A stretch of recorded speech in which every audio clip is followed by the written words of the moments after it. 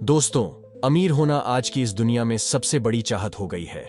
और जहां असली अमीरी की बात होती है तो एक नाम जिसके बिना अमीरी शब्द पूरा ही नहीं होता, वो है मुकेश अंबानी। एक ऐसे गुजराती जो लगातार 10 सालों से भारत के सबसे अमीर आदमी है, और इसी डेफिनेशन में बदलाव करते हुए उन्होंने खुद को एशिया का सबसे अमीर इंसान बना लिया, जिसके लिए उन्होंने अलीबाबा के जैक मा को पीछे छोड़ दिया है। एक बहुत ही साधारण से व्यक्तित्व वाले मुकेश अंबानी अपनी रिलायंस के साथ लगातार इस अमीरी के मुकाम को और ऊंचाई पर ले जाते जा रहे हैं। इसीलिए अब ये बात तो जहन में आती है कि आखिर मुकेश अंबानी ही क्यों, आखिर मुकेश कैसे कमाते हैं इतने पैसे। आज के इस वीडियो में हम आपको यही बताएंगे। मुकेश अंबानी के पिता धीरूभाई अंबानी बचपन में भारत में पेट्रोल पंप पर पेट्रोल भरने का काम किया करते थे। फिर सन 1950 में जब उनकी उम्र केवल 18 साल की थी, तब वो यमन चले गए। वहां एक बंदरगाह में अपनी छोटी सी क्लर्क की नौकरी करने लगे। और जब धीरूभाई अंबानी को पता चला कि वहां के जो रियल के सिक्के हैं उनमें चांदी लगा हुआ है, जिसकी कीमत उनके सिक्कों से ज्यादा है, तो उसके बाद धीरूभाई अंबानी उन सिक्कों को अधिक मात्रा में खरीदने लगे और अपने पास इकट्ठा करने लगे। धीरे धीरे रियल जो वहां का सिक्का था वो गायब होने लगा और उन्होंने उन सिक्कों से चांदी को गलाकर लाखों रुपए कमाए। और फिर बाद में वही यमन में सन 1957 में मुकेश अंबानी का जन्म हुआ। तब इनका परिवार इतना अमीर नहीं हुआ करता था और तभी अपने परिवार के साथ 2 रूम के घर में रहा करते थे। इनके पिता अपना बिजनेस करना चाहते थे, इसलिए यमन छोड़कर 1958 में भारत वापस लौट आए। भारत आकर धीरूभाई अंबानी ने कपड़े और मसाले का बिजनेस शुरू किया। शुरुआत में धीरूभाई ने कपड़े के प्रोडक्शन से शुरू किया और उस धागे की सप्लाई करने लगे जिसके कपड़े बनाने वाली कंपनी को जरूरत होती थी। इसके बाद में धीरूभाई ने खुद ही कपड़े बनाना शुरू कर दिया और 1966 में उन्होंने अपनी पहली फैक्ट्री शुरू की और कंपनी का नाम रखा विमल। धीरूभाई की कंपनी सफल रही और विमल एक बहुत बड़ा ब्रांड बन गया। लेकिन फिर भी मुकेश अंबानी की स्कूल लाइफ एक मिडिल क्लास फैमिली में ही बीती थी। उनके पिता का बिजनेस तो अच्छा चल रहा था, लेकिन तब वो इतने बड़े बिजनेसमैन नहीं बन पाए थे। मुकेश अंबानी ने अपने भाई और आनंद जैन के साथ मुंबई के पैडर रोड स्थित हिल ग्रेन्स हाई स्कूल में पढ़ाई की, जो बाद में उनके करीबी सहयोगी बन गए। अपने स्कूली शिक्षा के बाद उन्होंने मुंबई के सेंट जेवियर्स कॉलेज में पढ़ाई की। इसके बाद उन्होंने इंस्टीट्यूट ऑफ केमिकल टेक्नोलॉजी में केमिकल इंजीनियरिंग में BE की डिग्री हासिल की। और फिर मुकेश अंबानी ग्रेजुएशन पूरा करने के बाद आगे की पढ़ाई करने के लिए अमेरिका चले गए।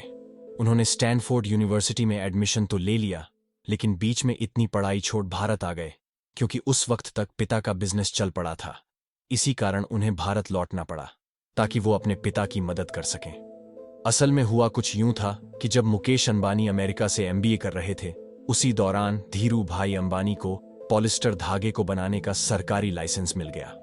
इस लाइसेंस के मिलने के बाद धीरूभाई अंबानी ने पॉलिस्टर फिलामेंट धागे को बनाने के लिए पातालगंगा रायगढ़ महाराष्ट्र में मैन्युफैक्चरिंग प्लांट लगाया और फिर उन्होंने मुकेश अंबानी को अमेरिका से वापस बुला लिया। मुकेश अंबानी MBA की डिग्री अधूरी छोड़कर महाराष्ट्र वापस आ गए और इस तरह मुकेश अंबानी ने 24 साल की उम्र में रिलायंस इंडस्ट्रीज में अपना कैरियर शुरू किया। इंडस्ट्री में आने के बाद मुकेश अंबानी राशिक भाई के अंडर काम करने लगे। कुछ दिन काम करने के बाद धीरूभाई अंबानी ने अपनी मर्जी से मुकेश अंबानी को काम करने की पूरी आजादी दी थी। कोई भी फैसला लेना हो, मुकेश अंबानी अपने पिताजी से सलाह जरूर लेते थे। मुकेश अंबानी की पूरी आजादी से काम करने का फायदा रिलायंस इंडस्ट्रीज को मिला। 1985 में राशिद भाई की मौत के बाद पॉलिस्टर धागे के प्लांट की पूरी जिम्मेदारी मुकेश अंबानी के कंधे पर आ गई। उन्होंने इस जिम्मेदारी को बखूबी संभाल लिया। 1986 में अंबानी परिवार को एक बड़ा झटका तब लगा जब धीरूभाई अंबानी को ब्रेन स्ट्रोक से गुजरना पड़ा और सारी जिम्मेदारी मुकेश और उनके भाई अनिल के कंधों पर आ गई। लेकिन दोनों भाइयों ने इस जिम्मेदारी को काफी अच्छे से निभाया। ब्रेन स्ट्रोक के बाद धीरूभाई अंबानी बच तो गए, लेकिन उनके दाएं हाथ ने काम करना बंद कर दिया और उसके बाद मुकेश अंबानी अपने पिता के दाएं हाथ बन गए। मुकेश अंबानी ने न केवल अपने पिताजी के बिजनेस को संभाला, बल्कि रिलायंस इंडस्ट्री में बहुत सारे नए बिजनेस प्लान लेकर आए, जिसकी वजह से रिलायंस इंडस्ट्रीज आगे की ओर बढ़ती गई। 1991 में मुकेश अंबानी ने पेट्रोकेमिकल प्लांट स्थापित किया।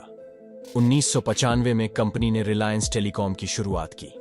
1998 में अंबानी ने लोगों की जरूरतों को समझते हुए एलपीजी के फील्ड में कदम रखा और रिलायंस गैस के नाम से रसोई गैस बनाने की कंपनी बना दी। ऐसे ही काम करते करते सफलता मिलते मिलते रिलायंस इंडस्ट्रीज की संपत्ति भी लगातार बढ़ती गई। लेकिन फिर साल आता है 2002, जिसमें धीरूभाई अंबानी की ब्रेन स्ट्रोक की वजह से मौत हो गई। पिता की मौत के बाद दोनों भाइयों में संपत्ति को लेकर भारी विवाद हो गया।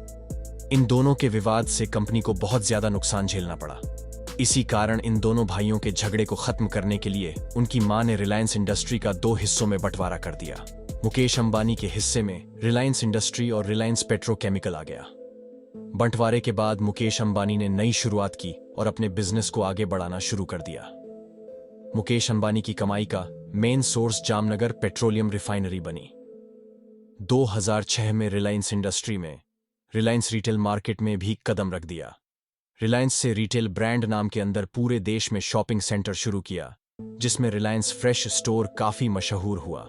आज इसके करीब 1500 से ज्यादा स्टोर पूरे भारत में है और इसका main source Reliance fresh, Reliance trends, Reliance digital, Reliance footprint है।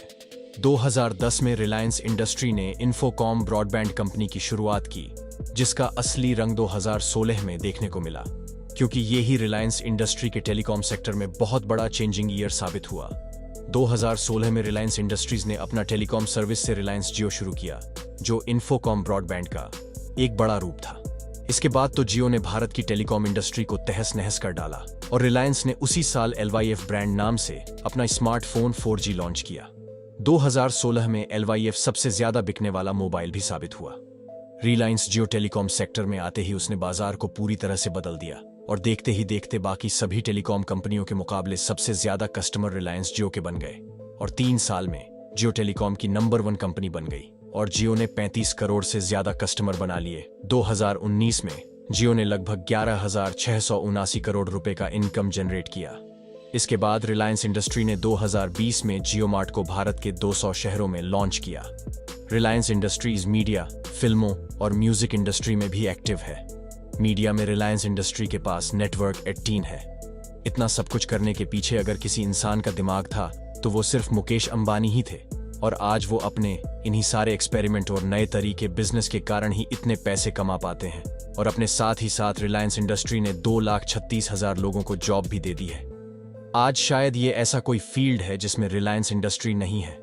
रिलायंस इंडस्ट्री के कुल शेयर की बात करें तो आज अंबानी परिवार के पास इसका सिर्फ 46% हिस्सेदारी है और बाकी 53% हिस्सेदारी दूसरे शेयर होल्डर्स के नाम है। लेकिन मेजर शेयर होल्डर होने के नाते इसके मालिक अंबानी ही हैं, जिनकी नेटवर्क अब 8,770 करोड़ बिलियन से भी ज्यादा हो चुकी है। आपको क्या लगता है, आने वाले समय में कोई मुकेश अंबानी को पीछे कर पाएगा?